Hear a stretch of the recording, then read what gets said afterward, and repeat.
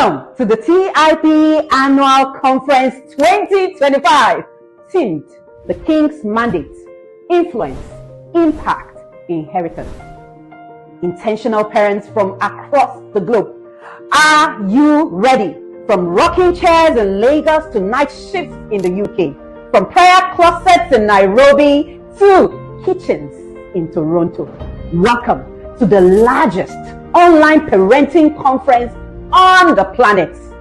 8 years ago, we lit up with just a stack and 5 people in the room. Today, we are blazing with millions streaming live from across the nations. This is no ordinary event. This is heaven's assignment, a divine call, a holy convocation. Over the years, we have had testimonies of marriages being restored, prodigals returning home, and children finding purpose because one parent caught a revelation right here. Remember Queen Esther, obscure, ordinary, but positioned by heaven for such a time as this. Just like her, you have been positioned to speak life into a culture of confusion, to model wholeness in a fractured world, to pass down living legacy of faith, of courage, and of bold love. This is the King's mandate to shape culture, to leave impact that outlives you, and to secure heaven's mandate. In 7 power-packed days with 40 world-class speakers, hearts will be ignited, homes transformed, and nations impacted. This is your moment to lean in and receive divine wisdom. Engage by commenting, by asking questions, and of course, by praying as you process. Transmit it, pass the torch to children, to your mentees, and to your cycle of influence. Because when the live stream ends is when the real conference begins, at dinner tables, at bedtime devotions, on school runs, and in daily choices. This is where legacies are built. Intentional parents, are you ready to embrace the King's mandate? If you are right where you are, lift your voice right there and say, I was born for such a time as this. Let heavens record it. Let the nations hear it. And let the 8th year of the TIP Annual Conference officially begin. So, fasten your seatbelt, because together we are about to set the world on fire. My name is Joy Eshimokai. I am the lead coach at Speak Life Academy, and I am the official MC of the Intentional Parents Academy. Welcome to the TIP Annual Conference 2025. Let's execute the King's mandate.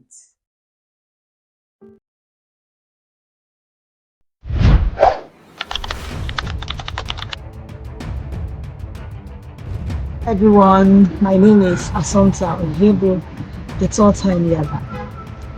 The Inner Circle is actually a place to be. Inner Circle has given me so much clarity and confidence about how to raise my children. A few years ago, I was actually worried about how to raise children who can thrive, make impact, remain relevant while not losing themselves. So when I came across Inner Circle, I knew that this was a place to be. And ever since I joined, I have gained so much clarity. There are so many tools for us to take home. Inner Circle helps you build that kind of formidable family you want to. Inner Circle helps you become personally, because parenting is first about you. In the Inner Circle, we are given daily tools. Every day you wake up with a tool that can help you get connected more to your children. Inner Circle is that safety abode where you will come in and you remain safe. Inner Circle is like Noah's Ark, where when you come in, you are sure that whatever has happened in the world is not going wrong. affect you negatively, rather you become an impact, you become an agent of change, and your children will follow your steps as well.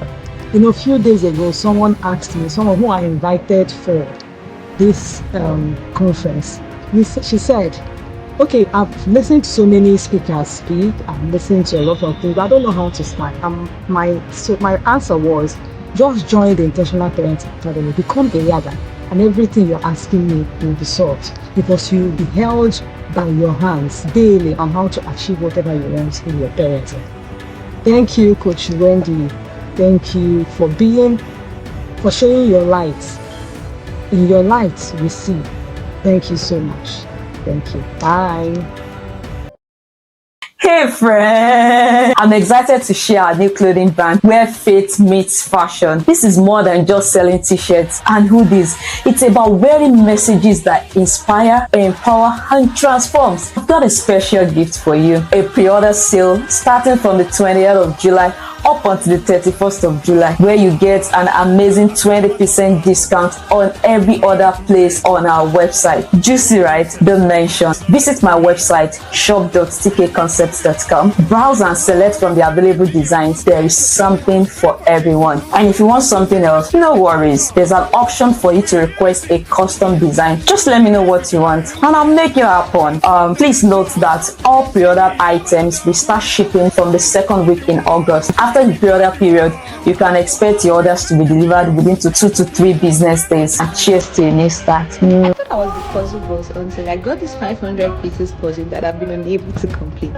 So I have kids around for the holidays and they would rather sit and watch TV all day. Well, I'm always looking for ways to engage them, and Giddy Games came through with this huge box. Everyone was curious to see what was contained inside the box. So we opened it and we saw all kinds of jigsaw puzzles, word games in the Sudoku for kids. There was a maze book, Africa World Search, Bible World Search, Nigeria World Search, Africa Map, Jigsaw Puzzle, Nigeria Map, Dubai Festival.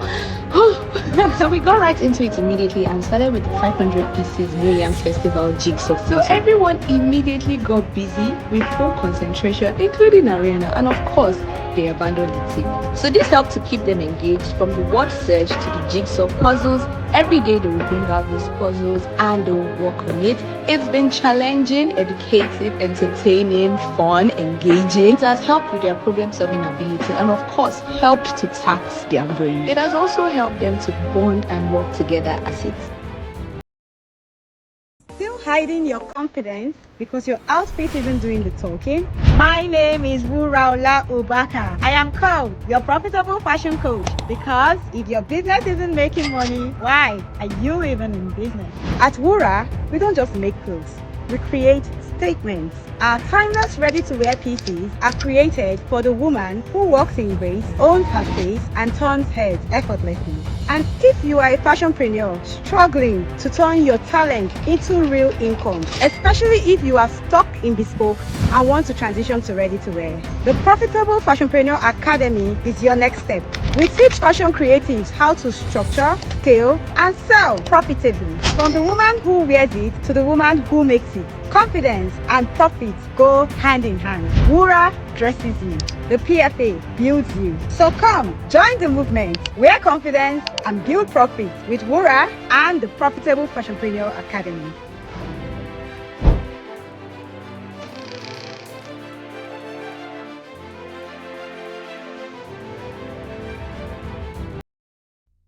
This conference was born out of a burden. It's not just talking parenting. It is to awaken purpose in homes, in families. Because when homes are aligned, nations are transformed. I welcome you to this prophetic journey. It's going to be 7 days of amazing journey. 40 voices, one king's mandate. And I pray that you don't just attend it. I pray that you encounter alignment, instruction, and divine direction for your family. Welcome to the Intentional Parent Academy Annual Conference 2025. This is not just another event. This is a move. My name is Wendy Ologi, and I'm called Africa's #1 parent coach. I'm the founder of the Intentional Parent Academy. Beyond all of the titles, I am just a vessel sent on a divine assignment to help you as a parent break generational patterns and raise children who reflect the heart of God. Enjoy the ride and see you at the end. Hello, everyone. Hello, everyone. Welcome again to day 6 of the TIP Annual Conference 2025. This is its 9th session for today. The King's Mandate, Impact, Influence, and Inheritance. It has been a wonderful time of learning, full of deep insights. My name is Grace Omotosho, and I am honored to be your host for this session. Thank you, Coach Wendy, and thank you to the TIP team for this opportunity. Like Coach Wendy usually says, for anything that is free, someone is paying the price. Thank you for paying the price. And I am not here alone. I have my co-host, Grace Wodu. Grace, how has the conference been for you so far? Oh, it's been awesome. It's been awesome. It's been fireful. And especially the last session, it just reiterates what we say in the inner circle, that education should not be outsourced to school systems. We as parents have, a huge role to play in ensuring that education achieves its aim. It's amazing how we just leave the school system to run education of children without any input from the parents. There was something key, that the last speaker said. He said that non-formal education, gives force to formal education to allow it, bring forth that needed impact. And he says parents provide that non-formal education. It was awesome. It was awesome. And I know it was also for our viewers, the listeners, attendees. So I would want you to put in the comment section what stood out for you. What was your aha moment? Let's hear you. Let's see it. And also, I want to, Grace, what was your biggest takeaway from the session?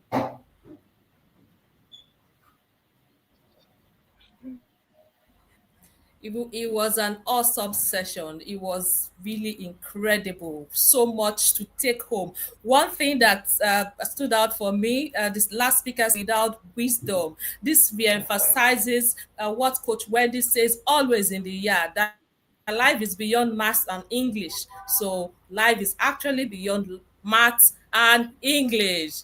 Yarders, are you here? If you are not in the yard, why now? Why? So, 2 years ago, about 2 years ago, I had an acquaintance that came to me and said, "Oh, I want to join this your inner circle, but I don't know if it's going to be worth it."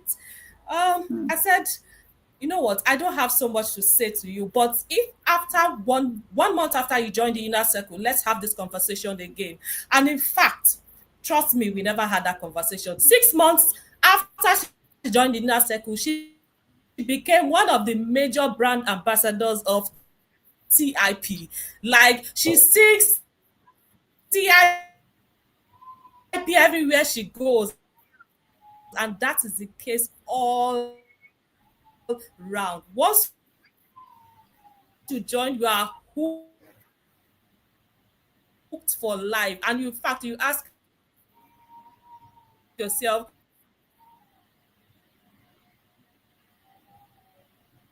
where you have been all your life. And see, if you want to sustain this fire beyond the conference, you need to join the inner circle, where you are going okay to just say, "Oh, you need to." And there is currently there's a discount going during this conference. For a single slot, it's 120,000 naira, and you can book your slot with just 10,000 naira, so that when the fee increase happens, it will not affect you. And for couples, it's 200,000 naira. Yes, for couples, it's 200,000 naira. Sorry, my co-moderator is having issues with her internet. Yes, you can book a slot today. What are you waiting for? Come and enjoy what we'll enjoy in the inner circle. And with that being said, we are going to go back to the team now to roll out the bio of our next speaker. She will be telling us everything about early education and how our children can begin, to be educated from home early, what to do. You don't want to miss it. You don't want to shift anywhere. What you should do now is share this link with all your friends and loved ones. You want them to hear what you are hearing. So, team, take it away.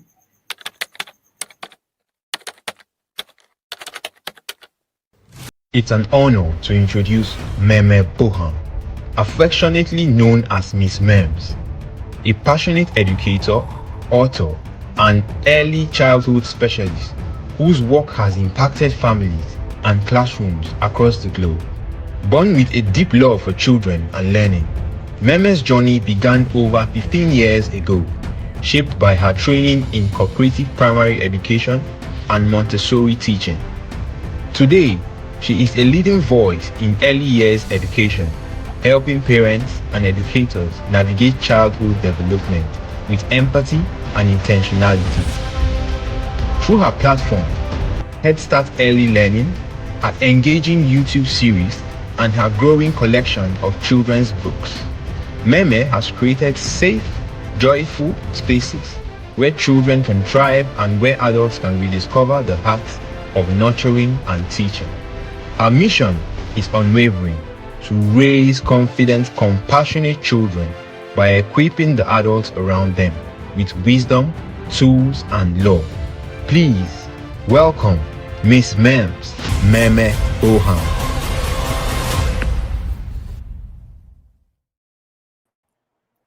Awesome. It's such a joy having you here. Join us, ma'am. Thank I'm you so happy so to see you. We are so happy. Yes, ma'am. Thank you so much. Yeah. So, you have to come up right now, ma'am. You just have 40 minutes, after which we'll take questions from the audience. Thank you, ma'am. Take it away. No worries. Oh my goodness. Hello, everybody. I am so honored to be here. I think this is my third time speaking at this conference, and every time I say the same thing. It's such a beautiful community. I think what Coach Wendy has put together is just beyond amazing. It's just such an honor to be here every time. Such an honor, and everyone is just so welcoming and so amazing. Anyway, thank you so much for having me. I'm going to be talking about redefining early childhood education for the future, and just talking about how it starts in the early years. It begins in the early years. Everything begins in the early years. That introduction, by the way, oh my goodness. I'm like, please, can you just follow me around and just help me just... In fact, send me that distance so I can be using it. Amazing. Thank you so much. I was so humbled and honored by that introduction. So my talk today, I'm going to be talking about the early years, why the early years is important. I'm going to be talking a little bit about the preteens and the teens, because I am an early years expert, but I've also worked in primary schools. Actually, currently I work in a primary school. I've worked in secondary schools as well, but my baby, my firstborn, my lover is early years. I absolutely love that age. And no matter what I do, I always go back to that age, whether it's one-on-one in family homes, or the videos I do for early years children on YouTube.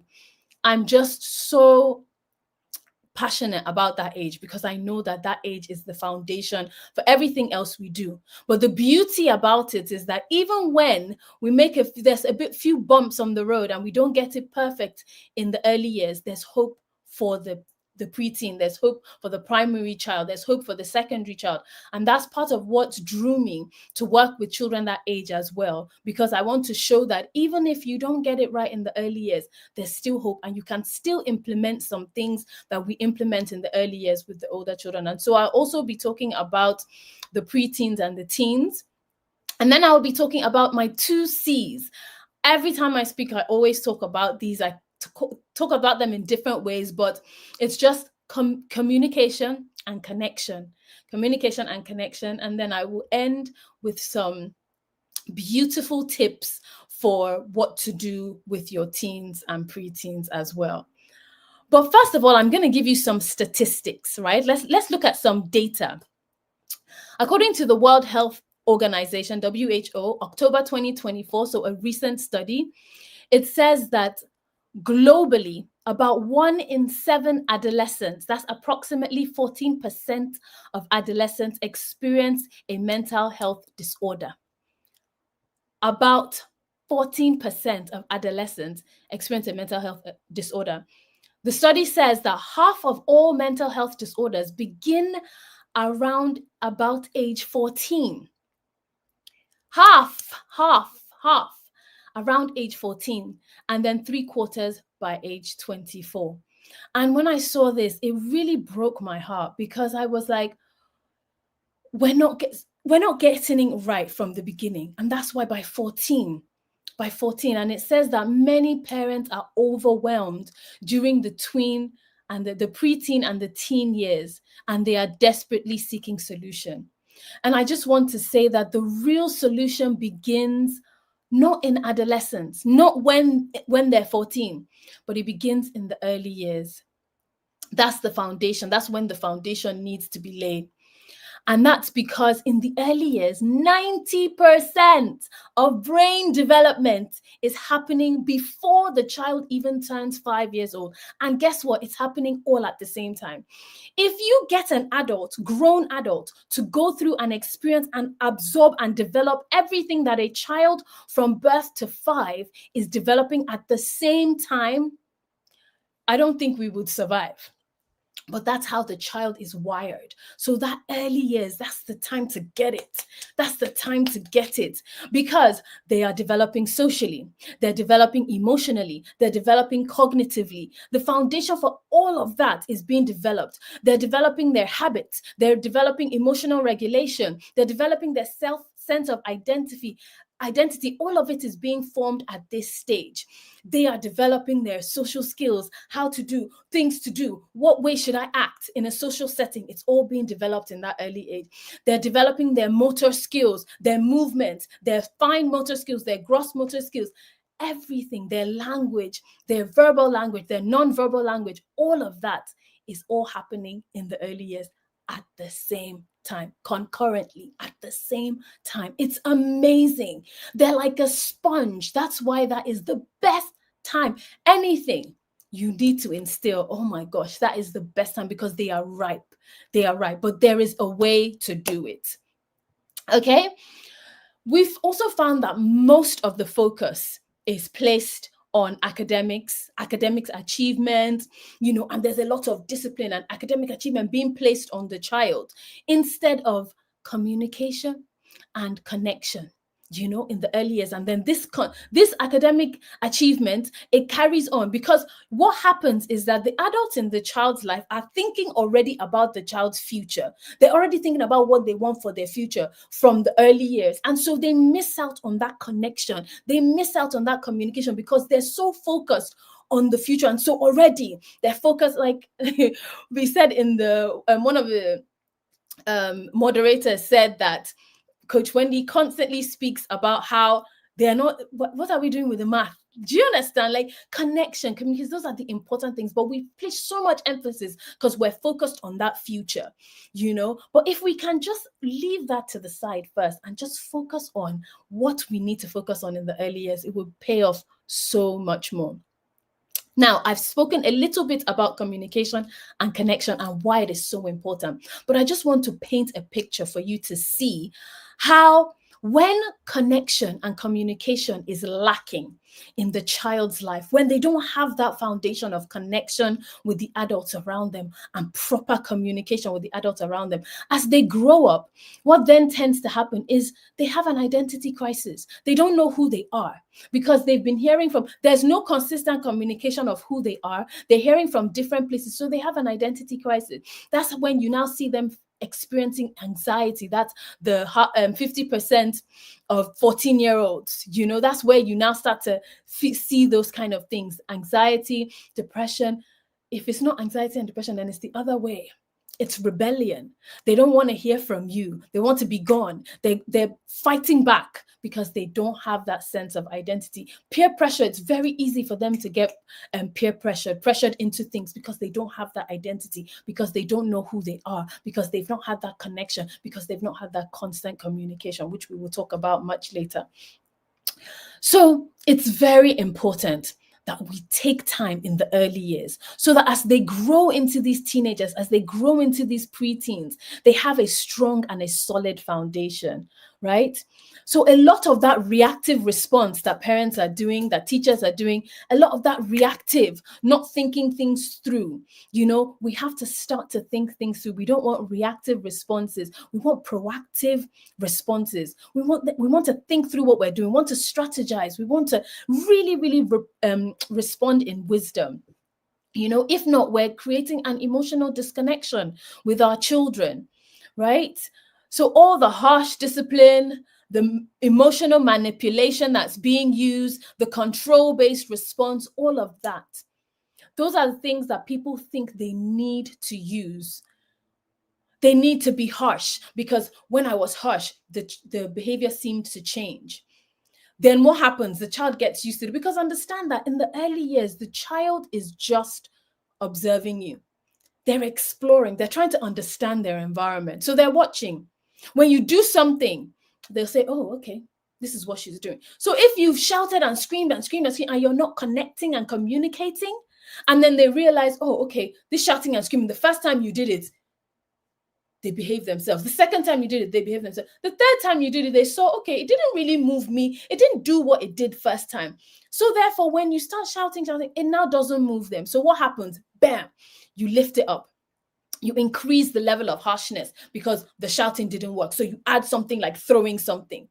And then the child is like, oh, so they behave the first time. The second time you throw, oh. The third time you throw, oh. By the fourth time, okay, she doesn't throw it at me. She throws it at the door. He throws it at the window. Okay, so the behavior is still there. Then you up it again. That's why we find ourselves in situations that we can no longer control, because we're just using harsh discipline. Now, I know that it's not happening in this this community. I believe that this community, because a lot of the talks I've been listening to, it's almost like we're all aligned. Everybody's saying the same thing, which I found to be so amazing and beautiful. So yeah, so things like that. Another one I want to talk about is emotional manipulation, because I feel like our parents use that one a lot, saying things like, oh, you made me sad, or don't do this one now, do it for mommy, do it for this, you did that. We're trying to touch on the child's emotion when the goal is intrinsic motivation. We want them to do it because it's the right thing to do, not do it because we have emotionally manipulated them. Because when you emotionally manipulate a child into doing something that you want them to do, you're creating an emotional manipulator. So as they grow older, that's what they start to do. That's how they start to react. That's their way of getting what they want, by emotionally manipulating, blackmailing. What's the word that they're using these days? Gaslighting. Right? That's what you're creating when you're emotionally manipulating. So those kind of things, control-based responses, we have to be very, very careful. So now let's begin to talk about communication and connection, because those are the things that I've seen in my career, whether it is working with children in my classroom or working with my own son. My child is 14 now, and sometimes the other day I was thinking to myself, sometimes I invite his friends over to the house and I just sit with them and I just observe them and I just watch and I listen to their conversations. I don't say anything. In fact, I make myself invisible. They don't even notice I'm there. I'm just watching because I want to see how they interact. I want to see, who is he? Who is he with his friends? Who is he with the people that he interacts with? That's how you know that they are coming, they have a sense of identity. They know who they are. They're not performing. They're free. And then when you see that and you see the things that are instilled in them, then wow, So things that we started in the early years grow up to a teenager and you start to see these things. You'll be like, wow, amazing. Thank you, God. Thank you, God.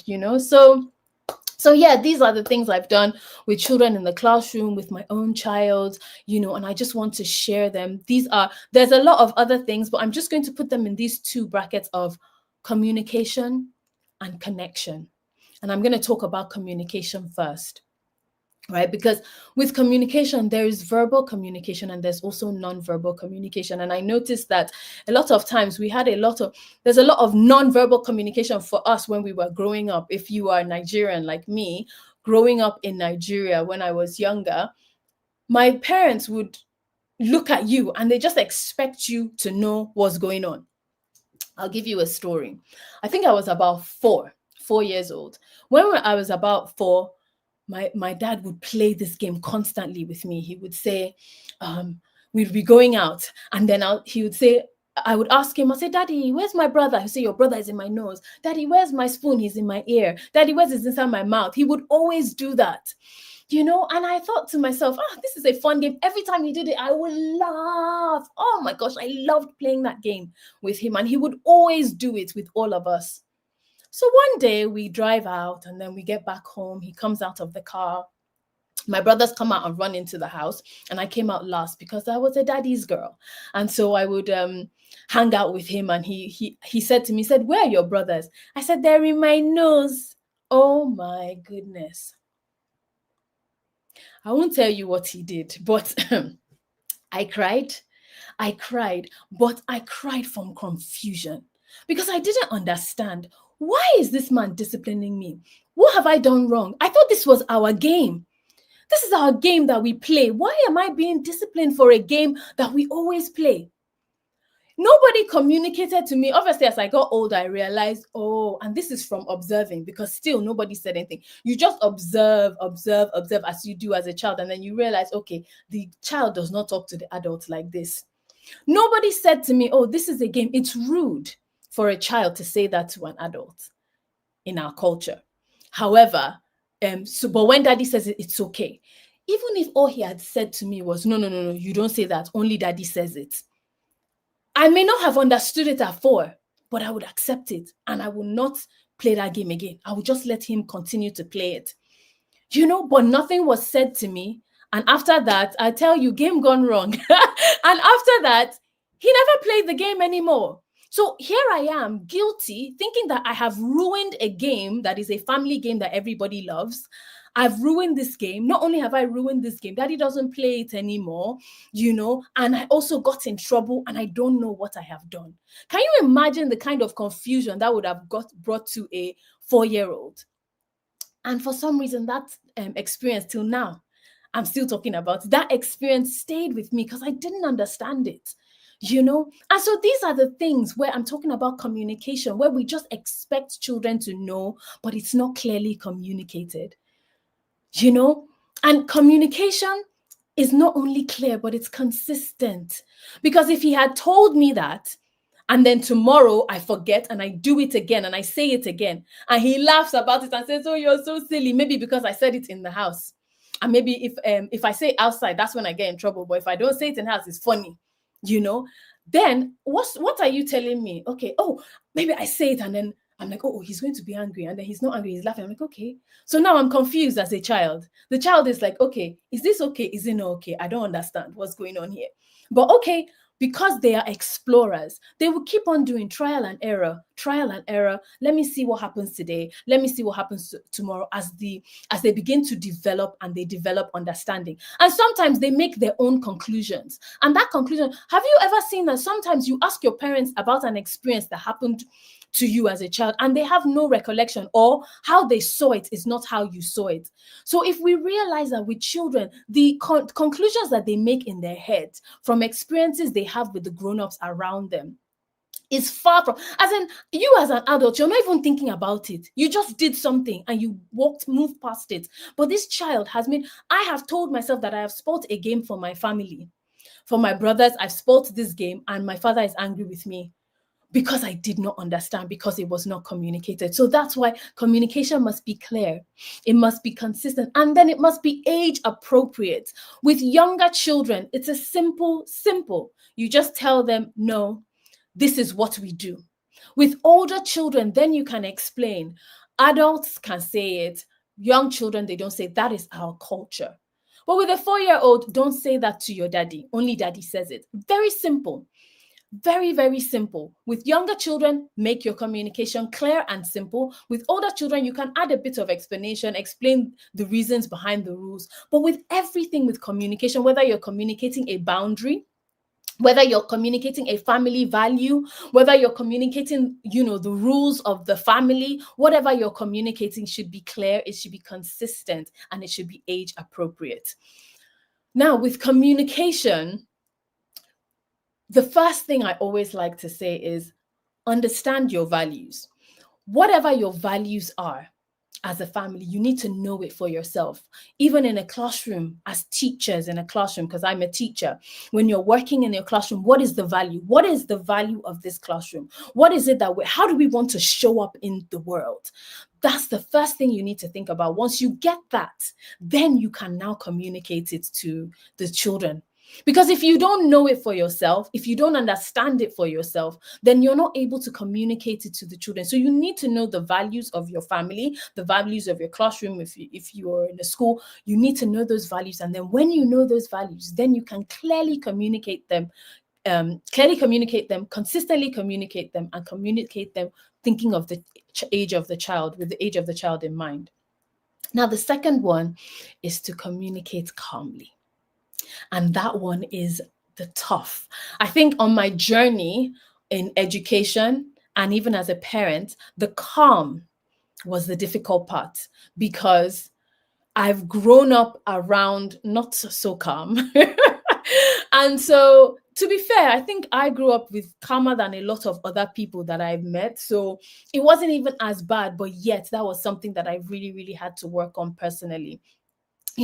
Communicating calmly means being aware of elevated emotions, adult elevated emotions, because those are the things that cause us to react instead of responding with strategy. When when our emotions are elevated due to whatever is going on in our lives, it could be a bad day at work, whatever it is. When your emotions are elevated, then you react. Then you're just reacting out of whatever you're feeling, right? And that triggers fear in the child. For an older child, it triggers defensiveness. They want to defend themselves from this energy that you're bringing towards them. And then what does that do? That in turn now causes the adult to want to up the aggression. So we have to be aware of it, aware of your emotional state, And something that has really helped me find my calm has been introspection, has been asking myself questions. Because one thing I realized is that when my child was much younger, I realized that there were some things that were okay when it was just us. But as soon as there was a third party, I reacted differently. As soon as somebody else came into the picture, my reaction to that same behavior was different. But that can only come, you can only have that wisdom about yourself when you stop and you actually check inside. Why am I so angry? Why did I respond like that? When you ask yourself the difficult questions, then you can see clearly, And so I said to myself, okay, I am afraid of judgment. And the main reason I'm afraid of judgment is because I have chosen to raise my child differently, unconventionally. We were in England when I had my child. We moved back to Nigeria. There were certain things I saw, and also being Montessori trained, there were certain things I saw that were very unconventional in Nigeria 2011. I think now things are changing. There's more awareness coming in. But imagine me with him, and he wants to explore. And I say to him, all right, I'm going to give you some exploration time. Go on. And I'm following him behind, walking with him. I didn't have a nanny. I was walking around with him, allowing him to explore. He was looking at this. I'll say, oh, no, you can't touch this one. You touch that. I'm having conversations. People are looking at me as if something is wrong with me, right? And so already I'm feeling that unease, like, oh gosh, I'm being judged. And so he will pick up something and immediately say, no, because I think, okay, these people are saying, I don't know what I'm doing. I feel like I know what I'm doing, but I'm not so solid in it. By this time, nobody was really talking about this gentle parenting and all the stuff that they're talking about right now, And so I was feeling like I was very different, and I was very aware of it. So I stopped going out. I didn't go out for months because I just didn't want those looks, you know. But as he grew older, I realized that no, I'm holding myself back. Who cares? This is my child. I don't care what you say. I know what I'm doing, and I will do what I feel I need to do for this child and his future. So allow it. Anyhow you want to put your face, allow it. I had to stop judging myself. And when I stopped judging myself, then I could not see any other judgment, which is why the work begins with us. When I'm able to look at myself and say to myself, I know why I'm doing this. And I stop pointing at other people and thinking, oh, they're not doing, because what tends to happen when you feel like you're being judged is you judge them harshly too, so that you can elevate yourself and say, yes, I know. But you don't even need to do that, because once you have confidence in yourself, in knowing who you are, you don't need to look at anybody else and say, oh, this one, what are they even doing? No, because you know whose you are, you know who you are, you know what you're doing. Your confidence comes from within. So when you build that in yourself, then you don't need to worry about anybody, what anybody else is thinking about you. So when you work on yourself first, when you find your calm, when you're introspective and you ask yourself, okay, why did I do this? Why didn't I do that? What do I need to do differently? Immediately, the wisdom starts to come to you, because you're not worried about the outside noise. You're focusing on the inside, and that's where the calm comes. That's where the calm comes. That's where the wisdom comes. That's where everything comes. And you just find, okay, I know what to do. I know what to do. By the time you run it by somebody, so I'm thinking I'm going to do this. They're like, oh, okay, that's a good idea. And then you start working in harmony. Everything just starts to make sense. Once you find it within yourself, once you find that calm inside of your heart, inside your spirit man, then you will be able to have wisdom and stop reacting, and start to strategically respond to every single thing about your child and their life. So another way of communicating, so I've talked about communicating clearly, consistently, and age appropriate. I've talked about communicating calmly by finding your inner strength and your inner calm. And I'm going to also talk about communicating respectfully. I know I talked earlier about the harsh responses. So another thing is sarcasm. That's a very Nigerian thing. Put it on my head. You know, you're telling your child, put it on my head, and then they don't understand the sarcasm. Let it go. Let it go. Now what I do, as my child is older, he spent a lot of his life here, so he doesn't really understand the Nigerian sarcasm. But as he was growing up, I was telling him, when he would ask me a question, the sarcasm will want to come up, because that's what I experienced as a child. And I would say to him, oh my goodness, when I was little, this is what they would say to me. So he understands it because I've given him the gist, but I never used it on him. Do you see what I'm saying? Because what am I doing? I'm setting him up to fail. He doesn't understand it. You know, shaming, yelling, all of these things, they erode trust. The tone of your voice when you're speaking to the child. We want them to connect. We want long-term impacts that just help them to connect with us, you know, rather than pushing them away and them in a state of confusion because they don't understand which one of you is coming to me today.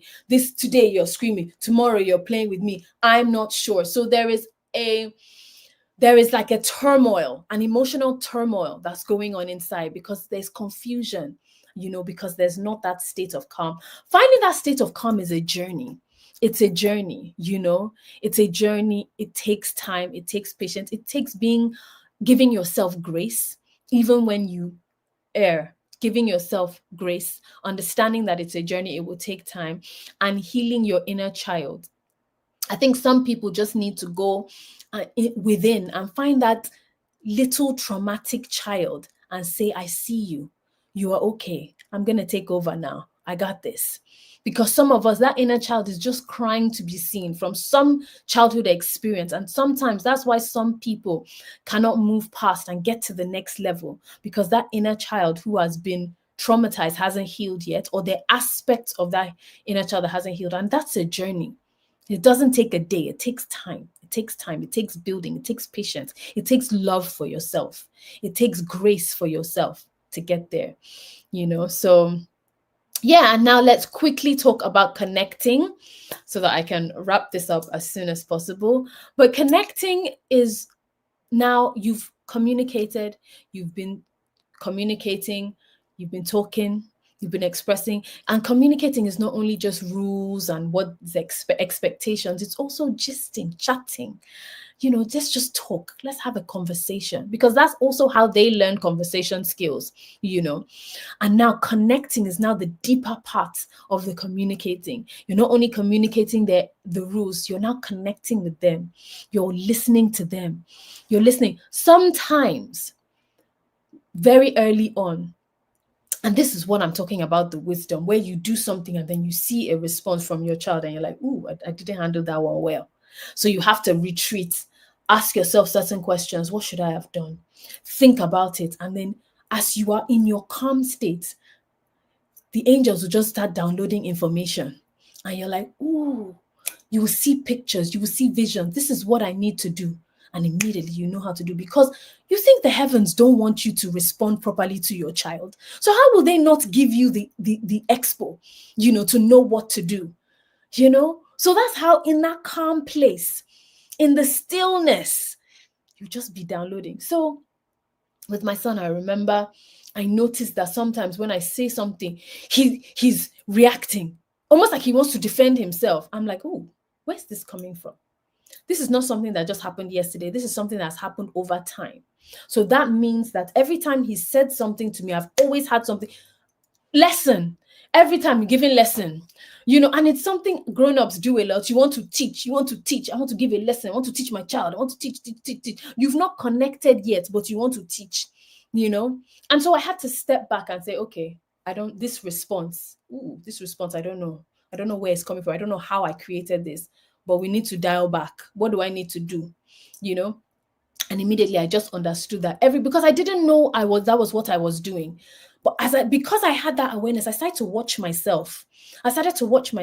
So when he will come and tell me something, oh, today in school, this happened, immediately I'm giving him lesson of the day. Next time that happens, tell your friend. He tells me something else. I'm like, you should have done this. And I said to myself, oh, okay, this is where it's coming from. It's almost as if when I was answering him, bam, the wisdom just downloaded. This is why he's always coming back. He feels like he needs to defend himself. So I calmed down. And the next time he said something to me, I just kept quiet and I listened. You do not have to respond in the moment. You can let it go. You can sleep on it. You can strategize. And when you come back, you won't even come back with that incident that they've given you. You might tell them a story of what you did. And then before you know it, their conscience, you don't need to even talk about that. Do you understand what I'm saying? And so that's what I started to do. Let him talk. And then I noticed that he was now more free to share things with me. And I do it same with my children in my classroom. Talk to me. Tell me. Just listen. Connect. Be there. Put everything aside. I have to tell, when I'm at my desk, the children, they come, they want to talk to me. I can easily go, because what they're saying sometimes is, I want to drink water. But I say, just give me a second. I pull my computer away. I turn my chair and I face them. And I say, yes, what do you want to tell me? And they'll tell me, okay. If I see it's long and I'm busy, I'll say, okay, I can't listen to you right now, right? I'll have to talk to you some other time. But just that, giving them that 5 minutes, they may never even come back to me to say, I wanted to tell you. But just that connection, that eye contact, that leaving everything to focus, that's the connection. When they feel that connection, with young children, any type of attention is good attention for them. They just see me. So every time they're doing stuff, it's because they want your attention. Even when they're doing bad stuff, it's because they want your attention. See me, look at me, talk to me, And so every time they do, if you're able to just carve out some time in the day for connection, for talking to them, for being with them, for playing a game with them, just being in their presence, undivided attention. Oh my goodness, I can promise you that they will not be seeking attention as much because they've gotten the attention. When you tell them, it's as in make it a routine. It's Pancake Mondays, it's family movie day, it's whatever. And I know that this community, you guys are really good at doing all of those things. So I know the community is very good at doing stuff like that, of having like different activities for the family. So I know that we're in good company. But having those moments and undivided attention, giving them your full attention, being engaged in it, you'll notice that the behavior, they're not attention seeking as much, because when you do give them the attention, you're present. So they don't need to act out, because they know that they will get your attention. So we've said make space for silly moments. Have rituals, like I said, have routines and playful things that you do with them. Undivided attention. Put your phone down. Eye contact. Active listening, not passive listening. Active listening. When they're talking to you, ask questions. Okay, so what did you like about that? What did you do? Not questions, intimidating questions that are trying to throw them off, but questions to understand. And when you start doing this, if you are not used to doing this, you may throw them off a bit because they'll think you're trying to catch them out with your questions, but the more you do it, just say, so what's your favorite? How did you like it? Very calm, conversational. When the children be telling me secrets, things like they'll be telling me stuff. I didn't like this, or my son said me, in school this happened, and I'm the only parent in school that knows about it, because other children, they're not telling their kids. I mean, the other kids are not telling their parents, but we want to make sure that as we connect, we're the first one that they think to follow. We're the first one that they think to go to. Immediately, something happens. We want ourselves as the first people that they go to for anything that happens with them. We want them to feel loved, for them to feel the physical affection, encouragement, positive affirmations, positive reinforcement. We want them to, that's the goal. We want to be their safe space, the first person that they turn to. Instead of, we don't want them to hide from us. We want them to come to us. We want our connection to help them build a sense of trust, a sense of self-worth, a sense of confidence, because they've had that connection with that parent, the closest person in their life.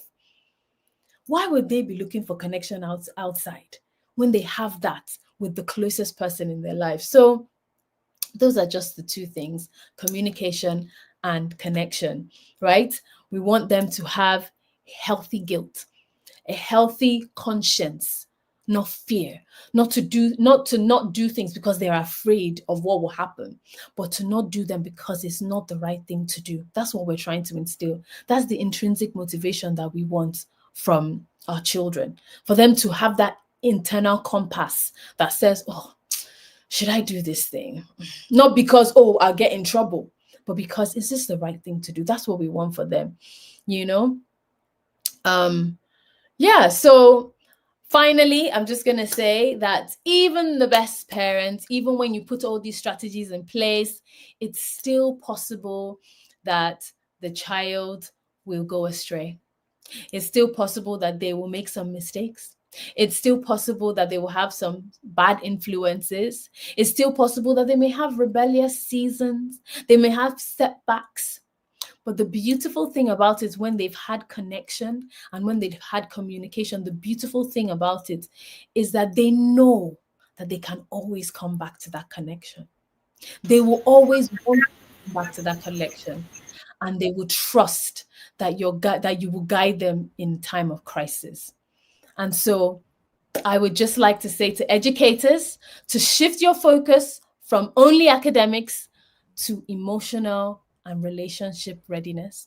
I would say to parents, invest in the communication and connection. And for policymakers, wherever they are out there, prioritize early years in your curriculum because it's so important. Early years, parent education, and put support systems in place for educators and for parents. Thank you.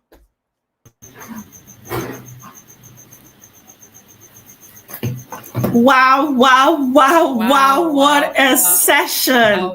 What a session. Thank you so much. That was wonderful. I consider myself so blessed right now because I have a toddler. Yeah, Grace, how did you find that session? This session was so profound, so profound, so much to learn, and so expository.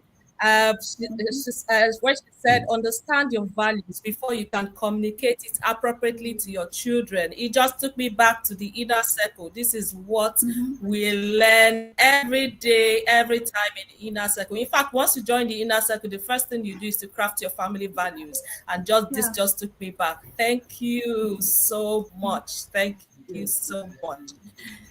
And I'm sure some people would have questions. Please drop your questions in the comment section. Drop your questions. We'll be back shortly. We'll just take a water break. So we'll come back to take. Thank you so much.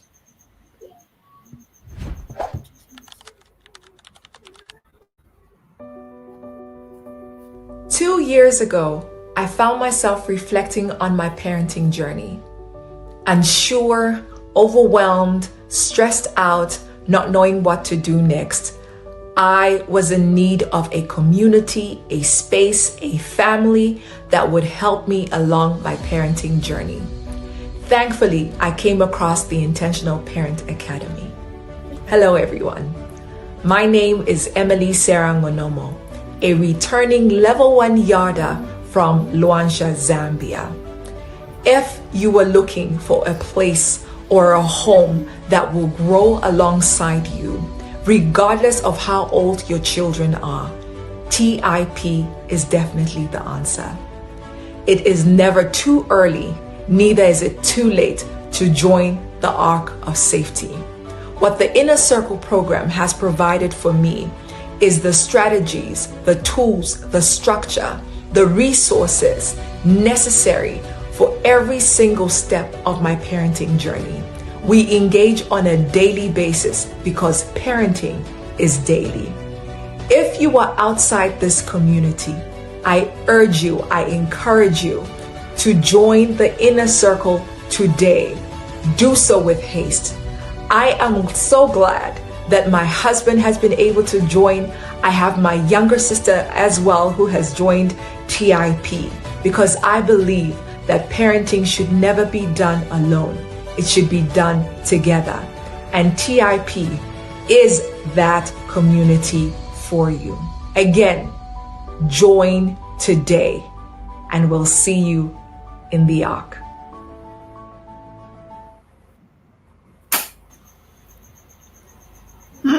Wonderful. Welcome back from that break. I don't know if our participants now have questions. If you have questions, you can put them up. But I know some persons will be wondering, I've had connection, I've had communication, I've had healing from childhood hurt and trauma.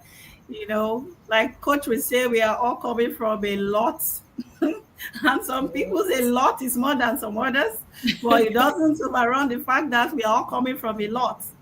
So if your lotness is already out in the open and you don't know what to do, what are you waiting for? Come on, book a slot already. In the Inner Circle, amazingly in January, the first thing you get to read is Connect to Correct. Wow. And then we also, and then we also have a webinar on communication. It's usually awesome, I tell you. Sure. So if you're second guessing, I mean, thousands of parents cannot be wrong at the same time.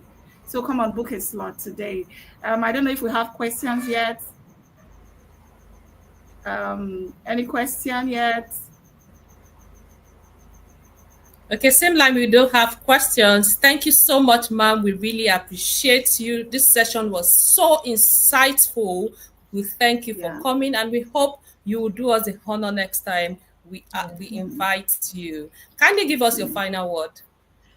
Okay, I'd just like to say thank you so much for having me. Thank you. This was awesome as usual. Always a blessed time to be in this community. I think finally, I would just like to say that everyone, whether you have, so first off, that if we spend more time preparing the child, then we won't have to spend as much time repairing the teen. However, if you need to repair the teen, you can still do it. There's still hope. And we should always remember to start with ourselves. So that would just be my final one. Awesome. Awesome. Thank you so much. We appreciate you. Thank And you. if Thank you you for haven't, having me. thank you. If you have not joined the inner circle, this is your cue to do that right away. What have you been waiting for? The moderators, the speakers have all been pointing towards the inner circle and how loaded it is. So if you are still sitting on the fence, please take that decision today, because at the end of it, you will be the better for it. Now, to everyone watching, stay tuned. Our last session comes shortly. Kindly go to the WhatsApp community to get the link to the next session. Thank you, Coach Wendy and the TIP team, for this opportunity to moderate this session. I do not take it for granted. My name is Grace Omotosho, and I am honored to be doing this with my co-host, Grace Wodu. See you in the last session for today. Thank you. Bye. Common phrases in the inner circle. Let's go. You're coming for an inner circle webinar and you're not with your yellow blanket with red trimmings. Is that even a joke? Oh, I'm running and I'm not looking back because 10,000 lions are chasing me. I have watched all the webinars, but today, Coach came with a bazooka. Even with my humility agbada, I still collected. If you're not in the ark, you better enter now because flood na bia o. In the inner circle, we dey walk and they show. TIP police is coming for you. There is no need harness here. You definitely cannot relate because you are not in the yard. If you are not in the yard, why not?